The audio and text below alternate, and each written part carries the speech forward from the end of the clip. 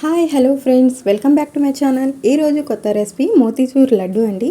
చాలామందికి మోతీచూర్ లడ్డు అంటే చాలా ఇష్టం అండి. అందుకు కూడా మా పిల్లలకు కూడా ఇది చాలా ఇష్టం కాబట్టి నేను కూడా ఇంట్లో ప్రిపేర్ చేశాను. ఫస్ట్ శనగపప్పు నేను ఒక 3 గంటల వరకు నానబెట్టేశాను. అలా నానబెట్టేసిన తర్వాత ఇది గ్రైండ్ చేసుకోవాలండి. ఒక మిక్సీ జార్ తీసుకొని దాంట్లో వేసేసుకుంటున్నాను. ఇలా వేసుకున్న తర్వాత దీన్ని బాగా మెత్తగా గ్రైండ్ చేసుకోండి. బాగా మెత్తగా అంటే మరీ మెత్తగా కాకుండా ఒక రవ్వలాగా ఇలాగ చూడండి, రవ్వలాగా కనిపించేటట్లు గ్రైండ్ చేసుకోండి.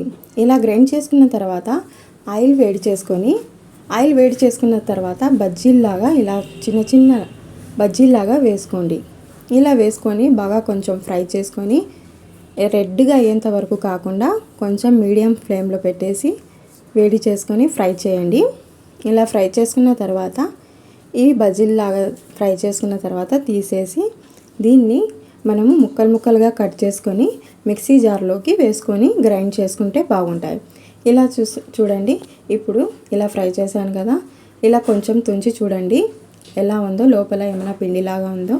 పిండిలాగా ఉంటే మళ్ళీ కొంచెం ఫ్రై చేయాలండి, కాకుంటే పర్లేదు. చూడండి కరెక్ట్గా పర్ఫెక్ట్గా వచ్చాయి. ఇప్పుడు నేను ఇవి మిక్సీ జార్లోకి వేస్తున్నాను. గ్రైండ్ చేసుకున్న తర్వాత ఒక ప్యాన్ పెట్టేసి దాంట్లో ఒక గ్లాస్ వాటర్ వేసుకొని చక్కెర వేస్తున్నానండి. దీనికి అవసరమయ్యేంత చక్కెర మీరు మీ కొలతల ప్రకారం వేసుకోండి. ఇలా చక్కెర వేసుకున్న తర్వాత ఇది బాగా మెల్ట్ అయ్యేంత వరకు, చక్కెర పాకంలాగా తయారయ్యేంత వరకు కలుపుకొని కొంచెం బాగా వేడి చేసుకోండి. ఇలా వేడి చేసుకున్న తర్వాత యాలకుల పొడి గ్రైండ్ చేసుకొని కొంచెము దీంట్లో ఫ్లేవర్ కోసం వేసుకోండి, చాలా బాగుంటుంది లడ్డు. ఇలా కొంచెం పౌడర్ వేసుకున్న తర్వాత మరొకసారి కొంచెం బాగా హీట్ చేసుకోండి. ఈ వాటర్ అనేది పాకం బాగా అయ్యేంత వరకు, కొంచెము తీగ పాకంలాగా అయ్యేంత వరకు వేడి చేసుకోండి.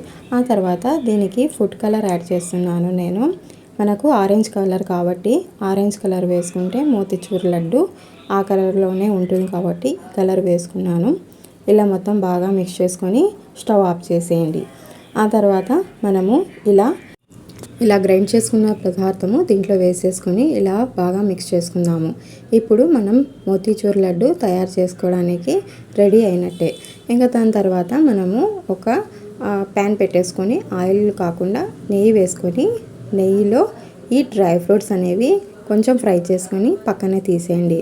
ఆ తర్వాత మనము లడ్డు కలుపుకున్నాం కదా, దాంట్లోకి ఇవి వేసేసుకుందాం.